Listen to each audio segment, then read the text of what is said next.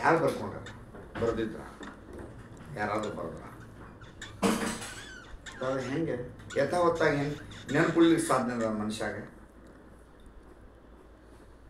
ನೆನಪು ಉಳಿಬೇಕಾದ್ರೆ ಒಂದೇದು ಈ ಸ್ಮೃತಿ ಒಳಗೆ ಅಷ್ಟು ಸುಲಭವಾಗಿ ನೆನಪಿಟ್ಕೊಳ್ಳೋಕೆ ಸಾಧ್ಯ ಇಲ್ಲ ಹೌದಾ ಹಂಗಾರೆ ಒಂದು ಸಾಧನ ಬೇಕು ಏನು ರಿಕಾರ್ಡ್ ಮಾಡ್ಕೊಳ್ಳುವಂಥ ಒಂದು ಸಾಧನ ಬೇಕು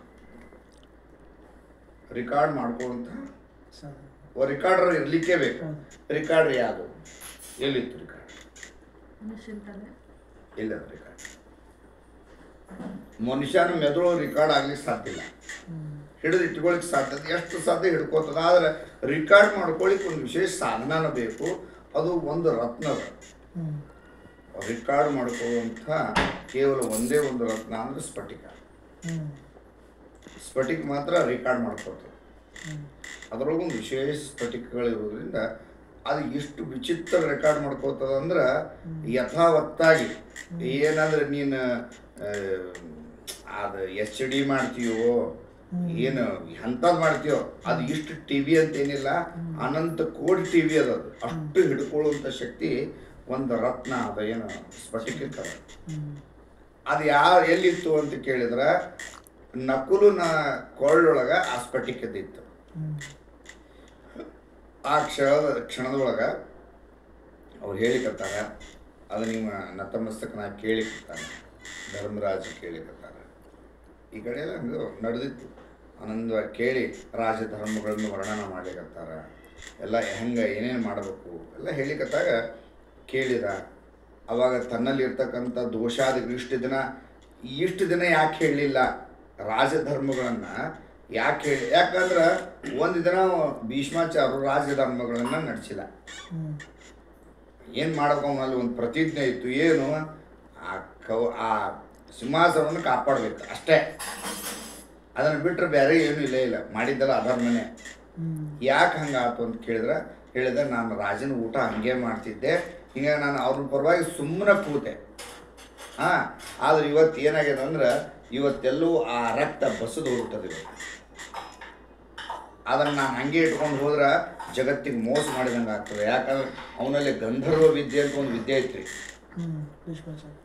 ಸಾಕ್ಷಾತ್ ಗಂಗಾದೇವಿ ಮಗಾಮ ಆಮೇಲೆ ಗಂಧರ್ವ ವಿದ್ಯೆಗಳನ್ನು ಕಲಿತು ಬಂದಿದ್ದ ಆ ವಿದ್ಯೆಗಳನ್ನು ಎಲ್ಲ ಯಾಕಂದ್ರೆ ಅವನ ಹತ್ರಕ್ಕೆ ಮಾತ್ರ ಆ ರಾಜವಿದ್ಯೆ ಇತ್ತು ಭೀಷ್ಮಾಚಾರ್ಯ ಹತ್ರಕ್ಕೆ ಭೀಷ್ಮಾಚಾರ್ಯ ಅಂತ ಅದ್ಭುತ ವ್ಯಕ್ತಿಗಳು ಇನ್ನು ಅವ್ರು ಹಾಗೆ ಇಟ್ಕೊಂಡು ಹೋಗ್ಬಿಟ್ಟಿದ್ರೆ ಜಗತ್ತಿಗೆ ಕೊಡ್ಲಿಕ್ಕೆ ಆಗ್ತಿತ್ತು ಅದಕ್ಕೆ ಏನು ಮಾಡಿದರು ಅಂದ್ರೆ ಕೊಳ್ಳೇಬೇಕು ಅಂತಿಕೊಂಡು ಅದು ಭಗವಂತನ ಇಚ್ಛಾನು ಹಂಗಾಗಿದ್ದು ಕಾಣಿಸ್ತದ ಮತ್ತು 3 ತಿಂಗಳ ಕಾಲ ಉಳಿದು ಎಲ್ಲ ವಿದ್ಯೆಗಳನ್ನು ವಿಷ್ಣು ಸಹಸ್ರನಾಮ ಹೇಳಿದ್ದಲ್ಲ ಅವರೇ ಎಲ್ಲ ಆಯಿತು ಅವಾಗ ಅದು ಆಯ್ತು ಮುಗೀತಲ್ಲಿ ಕೇಳಿ ಬಂದರು ಮತ್ತು ಇವ ಯಥಾವಥ ತನ್ನ ರಾಜರ ಧರ್ಮವನ್ನು ಪಾಲಿಸ್ಲಿಕ್ಕತ್ತ ಸರಿ ಆಯ್ತು ಬರೆದಿಟ್ಟವ್ರು ಯಾರು ಮುಂದೆ ಕಾಲಾನಂತರ ಆ ಸ್ಫಟಿಕದ ಮಣಿ ಏನಿತ್ತು ಅದು ಯಾರಿಗೆ ಸೇರ್ತು ಅಂದ್ರೆ ವ್ಯಾಸರ ಹತ್ರಕ್ಕೆ ಸೇರ್ತದೆ ವ್ಯಾಸರು ಅದನ್ನು ಕಲೆಕ್ಟ್ ಮಾಡ್ಕೋತಾರೆ ಅದು ಹೆಂಗಪ್ಪ ಅಂದ್ರೆ ಅದು ರಿಕಾರ್ಡ್ ಆಗಿದ್ದು ಕ್ಯಾಸೆಟ್ ಇದು ರಿಕಾರ್ಡರ್ ಯಾವುದು ವ್ಯಾಸ ಮಹರ್ಷಿ ಹತ್ರಕ್ಕೆ ಅದು ಬಂದ ತಕ್ಷಣ ಅಟ್ಟಮಡಿ ಸ್ಮೃತಿ ಒಳಗೆ ಹೊಳಿಲಿಕ್ಕತ್ತದ ಡಗಡಗಡ ಬರ್ದಿರ್ತಾರೆ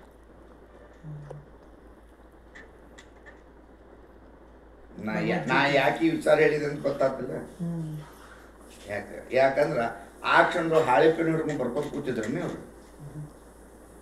ಹೋಗ್ಲಿ ಎಷ್ಟು ಮಂದಿ ಯಥಾವತ್ತಾಗಿ ಹೆಂಗೆ ಉಳಿಲಿಕ್ಕೆ ಸಾಧ್ಯ ಅದ ಮತ್ತು ಎಲ್ಲರೂ ಕೂಡಿಸ್ಲಿಕ್ಕೆ ಸಾಧ್ಯ ಅದ ಈಗ ಅದಕ್ಕೆ ಶ್ರುತಿ ಸ್ಮೃತಿ ಅಂತ ಬರ್ತದೆ ಪುರಾಣ ಶ್ರುತಿ ಸ್ಮೃತಿ ಪುರಾಣ ವೇದಗಳು ಬೇರೆ ಇವೇನಿವ ಎಲ್ಲ ಇವು ಕಾಂಡಗಳು ಅಂತವ ತ್ರಿಕಾಂಡಗಳು ಅಂತವ ವೇದ ಭಾಗ ಬೇರೆ ಕರ್ಮಕಾಂಡ ಬೇರೆ ಭಕ್ತಿ ಕಾಂಡಗಳು ಬೇರೆ ಹಂಗೆ ಇದು ಯಥಾವತ್ತಾಗಿ ಹೆಂಗೆ ಉಳಿಲಿಕ್ಕೆ ಸಾಧ್ಯ ಅದ ಅಂದ್ರೆ ಅವಾಗ ಇಲ್ಲಿರುವಂಥ ಒಂದು ಮಣಿ ಏನದಲ್ಲ ಅದು ರಿಕಾರ್ಡ್ ಮಾಡ್ಕೊಂಡಿತ್ತು ಹೇಳಿದ ಅರ್ಥದ ಅದು ಯಥಾವತ್ತಾಗಿ ಮತ್ತು ನೀನು ಎಷ್ಟೋ ಮಂದಿ ML ಆಲ್ರೆಡಿ ಅವರು ಇಲ್ಲೂ ರಿಕಾರ್ಡ್ ಮಾಡ್ಕೊಂಡಾರ ಆ ರಿಕಾರ್ಡ್ ಮಾಡ್ಕೊಳ್ಳೋ ಶಕ್ತಿ ಯಾರಪ್ಪ ಅಂತ ಕೇಳಿದ್ರೆ ಶ್ರೀರಂಗ ಮಹಾಗುರುಗಳು ಅಲ್ಲಿ ಅದು ಮೊನ್ನೆ ಒಂದು ಕಡೆ ಗುರುಸರಿಗೊಬ್ಬರು ಮಹಾತ್ಮ ಬಂದಿದ್ದರು ಬಂದಾಗ ಅವರು ನೋಡಿದ್ಬಿಟ್ಟು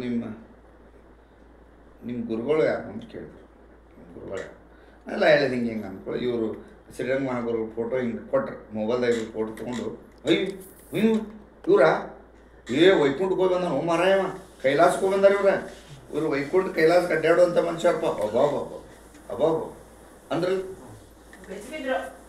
ಬೆಚ್ಚು ದಪ್ಪ ಅಂತ. ಹಂಗೆ ಒಂದೊಂದು ಶಕ್ತಿಗಳೇನವ. ಯಾಕಂದ್ರೆ ಇವೆಲ್ಲ ಮಣಿಗಳು, ಅದಕ್ಕೆ ಮುಕುಟ ಮಣಿ ಅಂತ ಹೇಳ್ತಾರೆ. ಮುಕುಟ ಮಣಿ ಅಂದ್ರೆ ಆ ಕೆಲವೊಂದು ಮಣಿಗಳನ್ನು, ಕೆಲವೊಂದು ವಜ್ರಗಳನ್ನು ಕಿರೀಟದಾಗ ಹಾಕ್ಬೇಕು. ಆ ಕಿರೀಟ ಅವು ಅಮೂಲ್ಯವಾಗಿರೋ ಮಣಿಗಳು. ಮಣಿಗಳನ್ನ ಶಿಕ್ಷಕಲ್ಲಿ ಹಾಕ್ಲಿಕ್ಕೆ ಬರಂಗಿಲ್ಲ, ಅವನ ಕಿರೀಟದೊಳಗೆ ಹಾಕ್ಬೇಕು. ಹಾಗಾಗಿ ಭಗವಂತನ ಕಿರೀಟದೊಳಗೆ ಶೋಭಿಸು ಅಷ್ಟೊಂದು ಬೇಡ. ಭಗವಂತನ ಕಿರೀಟದೊಳಗೆ ಸುಮ್ಮ ಹೀಗೆ ಸುಮ್ಮ ತಗೋಬೇಕು. ಮಾಡ್ಕೊಡಿ ಮುಗಿತು. ಈಗ ಲಕ್ಷಣ ಕರ್ಕೊಂತೀವಿ. ಇನ್ನೇ ಹಂಗೆ ಕೆಲವೊಂದು ಮಣಿಗಳು ಏನಾಗಿದೆ ಅಂದ್ರೆ ಅವು ಹಾಕಿರ್ತಾರೆ. ಹಾಗೆ ಕೆಲವೊಂದನ್ನು ಅವು ಹಂಗೆ ಶೋಭಿಸಿರ್ತಾವೆ, ಅಲ್ಲೇ ಇರುವಂಥವು ಅವು ರತ್ನಗಳು ಮಣಿ ಅವೆಲ್ಲ. ಅಂದರೆ ಆಟೋಮೆಟಿಕ್ಕು ಒಂದೊಂದು ಶಕ್ತಿ ಅದ್ರಾಗ. ಕೆಲವೊಂದು ಮೊಹರಾಮಣಿ ಅಂತದ, ಮೊಹರಾಮಣಿ ಅಂತ ಒಂದು ಮಣಿ ಬರ್ತದೆ. ರತ್ನದೊಳಗೆ ಒಂದೊಂದು ಶಕ್ತಿ, ಒಂದೊಂದು ವಿಚಿತ್ರ ಶಕ್ತಿ ಅದ. ಈಗ ಸ್ಫಟಿಕದೊಳಗೆ ಈ ರೀತಿ ಶಕ್ತಿ ಅದ, ರೆಕಾರ್ಡ್ ಮಾಡ್ಕೊಳ್ಳುವಂಥ ಶಕ್ತಿ ಅದ. ನೀ ಇವತ್ತೇಳಿ ಇನ್ನು ಕೋಟಿ ವರ್ಷಕ್ಕೆ ಅದು ತೆಗೆದ್ರು ಸಹಿತ ಅದನ್ನು ಯಾರು ಯೋಗ್ಯ ವ್ಯಕ್ತಿ ಬರ್ತಾನಲ್ಲ, ಅದು ಆಟೋಮೆಟಿಕ್ ನಾವು ಹಿಡ್ಕೊಂಡ್ರೆ ಅದು ರೆಕಾರ್ಡ್ ಆಗೇ ಬರ್ತದೆ. ಅದನ್ನು ನೀ ಧಾರಣ ಮಾಡಿದ್ರೆ ಸಾಕು, ಆಟೋಮೆಟಿಕ್ ಅದು ತನ್ನ ಹಂಗೆ ಪೂರ್ಣ ಆಗಿರ್ತ. ಆಮೇಲೆ ಈ ನಿನ್ನೊಳಗೂ ಆ ರೀತಿ ತಯಾರಾಗೋದು. ನೀನು ಹೆಂಗಂದ್ರೆ ನೀನು ಏನು ಮಾಡುವ ಅವಶ್ಯ ಇಲ್ಲ. ಎಲ್ಲ ಇದು ಮೋಕ್ಷ ಅಂದ್ರೆ ಏನಪ್ಪ ಅಂದ್ರೆ ಬಂಧನದಿಂದ ಕಳಿಸೋದು. ಅಂದರೆ ಸಂಕಲ್ಪಗಳು, ನಿನ್ನಲ್ಲಿ ಸಂಕಲ್ಪಗಳು ನಾಶ ಆದಂಗೆ ಆಲೋಚನಾ ಶೂನ್ಯ ಆದಂಗೆ, ಶೂನ್ಯ ಸ್ಥಿತಿಯೇ ಮೋಕ್ಷ. ಸಂಕಲ್ಪ ನಾಶ ಮೋಕ್ಷ ಅಂತ ಹೇಳ್ತಾರೆ, ಮತ್ತೇನಿಲ್ಲ. ಮೋಕ್ಷ ಅಂದ್ರೆ ಬೇರೆ ಇಲ್ಲ. ನಿನ್ನಲ್ಲಿ ಏನೂ ಹುಟ್ಟಬಾರ್ದು ಅಂದ್ರೆ ಆಟೋಮೆಟಿಕ್ ಎಲ್ಲವನ್ನೂ ತೆಗೆದು ಹಾಕಿದಾಗ ನೀನು ಪರಿಶುದ್ಧನೇ ಇದ್ದಿ. ಮತ್ತೇನು ನೀನೇ ಬೇಡ ಇದ್ದಂಗೆ ಸುಮ್ಮನೆ ಗಂಟು ಹಾಕ್ಕೊಂಡು ಅದಕ್ಕೆ ಆ ರೀತಿ ಆಗ್ಯದ. ಎಲ್ಲ ಬಿಟ್ಟು ಅಂದ್ರೆ ಆಟೋಮೆಟಿಕ್ ನೀ ಪರಿಶುದ್ಧ ಇರುವುದರಿಂದ ಅದು ನಿನ್ನೊಳಗೆ ಪ್ರವೇಶ ಆಗೇ ಆಗ್ತದೆ. ಭಗವಂತನ ಆಹ್ವಾನ ಮಾಡ್ಕೊಳ್ಳೋ ಅವಶ್ಯ ಇಲ್ಲ. ಇಲ್ಲಿ ನಿನ್ನೊಳಗೆ ಆಲ್ರೆಡಿ ಭಗವಂತ ಇದ್ದಾನ. ಅವ್ನು ಕಾಣುವಂಗೆ ಮಾಡ್ಕೋಬೇಕು. ನೀ ಅಷ್ಟೇ ಏನು ಮಾಡ್ಬೇಕಂದ್ರೆ ಮ್ಯಾಲೆ ಪರದೆ ಅವ ತೆಗೆದು ಒಗಿಬೇಕು. ಯಾರೂ ಒಗಿಲಿಕ್ಕೆ ಆಗಂಗಿಲ್ಲ, ನೀನೇ ಒಗಿಬೇಕು. ಗುರು ಒರೆಸ್ಬೋದು, ತೆಗೆದು ಹಾಕ್ಲಿಕ್ಕೆ ಬರೋಂಗಿಲ್ಲ, ನೀನೇ ಒಗಿಬೇಕು. ಒಳಗಿನ ತೆಗೆದು ಹಾಕೋ ನೀನೇ. ನೀ ಬೇಕಾದ್ರೆ ಗುರುಗೆ ಸಮರ್ಪಣೆ ಮಾಡ್ಕೊಂಡ್ರೆ ಗುರು ಅದೇನು ಮಾಡ್ಬೇಕು ಮಾಡ್ತಾನೆ, ಅದು ಬೇರೆ ಮತ್ತೆ. ಹೌದಾ? ನಾ ಏನು ಹೇಳ್ಕೊಂಡೇವೆ ಅಂದ್ರೆ ಒಂದೊಂದು ಮಣಿ ಒಳಗೆ ಒಂದೊಂದು ಶಕ್ತಿ. ಹಂಗೊಂದು ಮೊಹರಾಮಣಿ ಅಂತ. ಮೊಹರಾಮಣಿ ಏನಪ್ಪ ಅಂದ್ರೆ ನೀನು ಅದನ್ನು ಬಟ್ಟೆ ಅದ್ರ ಜೋಡಿಗಿಟ್ಟು ಬೆಂಕಿ ಒಳಗೆ ಹಾಕಿದ್ರು ಆ ಬಟ್ಟೆ ಸುಡಲ್ಲ. ಅಂದ್ರೆ ಆಟೋಮೆಟಿಕ್ ಏನಪ್ಪ ಅಂದ್ರೆ ಅದ್ರ ಸ್ಪರ್ಶದ ಮೊಹರಾಮಣಿದು ಏನಪ್ಪ ಅಂದ್ರೆ ಅದನ್ನು ನೀನು ಅದಕ್ಕೊಂದು ಬೇಕಾದ ದಾರ ಸುತ್ತ ಬೆಂಕಿ ಒಳಗೆ ಹಾಕಿದ್ರು ಹೊರಗೆ ತೆಗೆದ್ರು ದಾರ ಸುಡಂಗಿಲ್ಲ. ಹಂಗೆ ನೀ ಗುರು ಹತ್ರಕ್ಕಿದ್ದಾಗ ಅವ್ರಿಗೆ ನೀನು ಪ್ರಪಂಚ ಏನೂ ಮಾಡೋದು, ನಿನಗೆ ಕರ್ಮ ದೋಷ ಅವು ಏನೂ ಬರೋದು. ಹಂಗೆ ಮಣಿಗಳು ಕೆಲವೊಂದು ಹೇಳಿಕತ್ತಿ. ಹಂಗೆ ಇನ್ನೊಂದು ಅದ, ಅದಕ್ಕೆ ಏನಂತ ಮೊಹರ ಆತು. ಇನ್ನೊಂದು ಹಿರಕಣಿ ಮಣಿ ಅಂತ, ಹಿರಕಣಿ ಅಂತದು. ಆ ಮಣಿ ತುಕಾರಾಮ್ ಮಹಾರಾಜ್ ಹೇಳ್ತಾರೆ, ಹಿರಕಣಿ ಅಂತ ಅದಕ್ಕೆ ಹೆಸರು. ಏನಾಗ್ತಂದ್ರೆ ವಜ್ರಗಳನ್ನು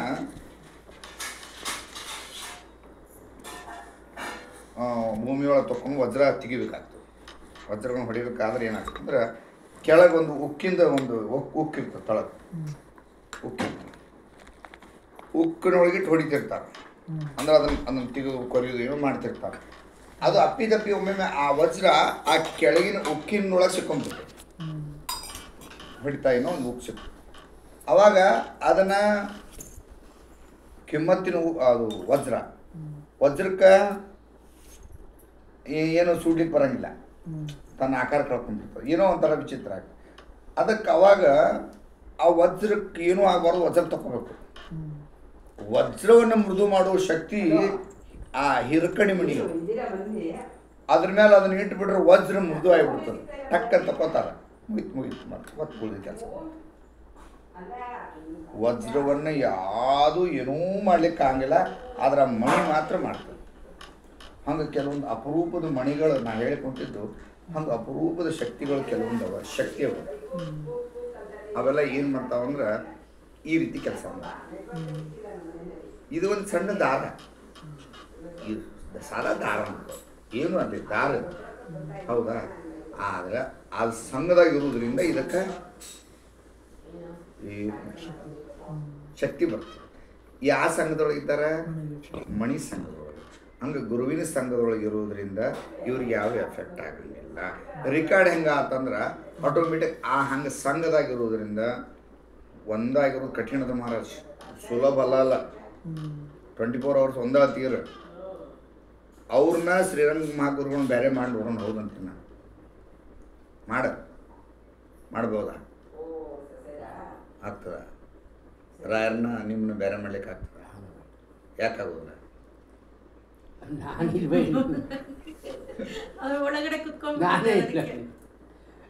ಅವ್ರಿರೋ ಜಾಗದಲ್ಲಿ ನಾನೆಲ್ಲಿ, ನಾನು ಅನ್ನೋದೇ ಇಲ್ಲಲ್ಲ, ಹೋಯ್ತು. ಬೆಳಕದ ಅಂದ್ರೆ ಅಲ್ಲಿ ಆಟೋಮೆಟಿಕ್ ದೀಪ ಅದ ಅಂತ ಅರ್ಥ. ಹೌದಲ್ಲ? ಹೌದಲ್ರಿ? ಮತ್ತು ದೀಪ ಇಲ್ಲ ಅಂದ್ರೆ ಅಲ್ಲಿ ಏನು ಬೆಳಕಿಲ್ಲ ಅಂದ್ರೆ ಆಟೋಮೆಟಿಕ್ ದೀಪ ಇಲ್ಲ ಅಂತ ಅರ್ಥ. ಹೌದಲ್ಲ? ಹಂಗೆ ಕೆಲವೊಂದು ಶಕ್ತಿಗಳು, ವ್ಯಕ್ತಿಗೆ ಶಕ್ತಿ ಬಂದಿದ್ದೆ ಗುರುವಿನಿಂದ. ಈಗ ಒಂದು ಯಾವುದೋ ಒಂದು ಅಂದ್ರೆ ಈ ಜಡ ವಸ್ತು ಇದೆ ನೋಡಿದ, ಜಡ ವಸ್ತು ಎಲ್ಲ ಜಡ ವಸ್ತುಗಳು. ಈ ವಸ್ತುಗಳೊಳಗೆ ಶಕ್ತಿ ಅದ ಅಂದ್ರೆ ಏನಪ್ಪಾ ಅಂದ್ರೆ ಅದೇ. ಹೌದಲ್ಲ? ಬೇರೆ ಎದರಿಂದನೂ ಬರಲ್ಲ. ಇದು ನಮಗೆ ಪಾಲಿಸಿದ್ದ ಅರ್ಥ. ನಾವೇನು ಪಕ್ಕ ಶಾಣ್ಯಾರಲ್ಲ, ಸುಮ್ಮನೆ ನಾವು ಓದಿದ್ದು ಇವರೇ ಹೇಳಿದ್ದಲ್ಲ.